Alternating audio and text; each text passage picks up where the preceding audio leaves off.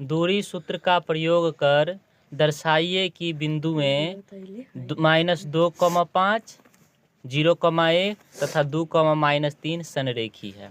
तो हम एक रेखाखंड खींचे, ए बी सी निर्देशांक इसका बैठा दिए। सबसे पहले ए बिंदु का निर्देशांक कितना है, बी का इतना है, तो ए बी की दूरी निकालते हैं।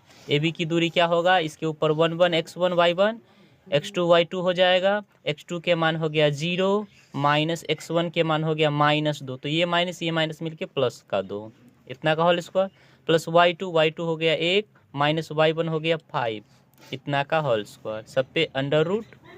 यहाँ से क्या होगा, 0 में 2 जोड़े तो जो 2 और 2 का स्क्वायर हो गया, प्लस इमें से घटाएं तो -4 का होल स्क्वायर हो गया। यहाँ से हम इसका कैलकुलेशन करेंगे तो 2 का स्क्वायर 4 प्लस 4 का स्क्वायर 16, अंडर रूट आ गया 20, 20 का वर्गमूल होता है 2√5, इतना आया। अब BC की दूरी निकालते हैं। अब BC की दूरी, तो B के मान इतना, C के मान इतना, इस पे BC की दूरी हम रख रहे हैं BC की फार्मूला पे। x2 का मान हो गया 2 माइनस x1 का मान हो गया 0, इतना का होल स्क्वायर, y2 का मान -3 माइनस y1 का मान हो गया 1, इतना का होल स्क्वायर, सब पे अंडर रूट। आगे क्या करें तो 2 में से 0 गया, 2 का स्क्वायर प्लस -3 -1 -4 का होल स्क्वायर, अंडर रूट। यहाँ पे आया क्या, तो 2 का स्क्वायर 4 प्लस 4 -4 का स्क्वायर 16, इसका भी वर्गमूल हो जाएगा उतना ही 2√5। अब निकालते हैं CA की दूरी।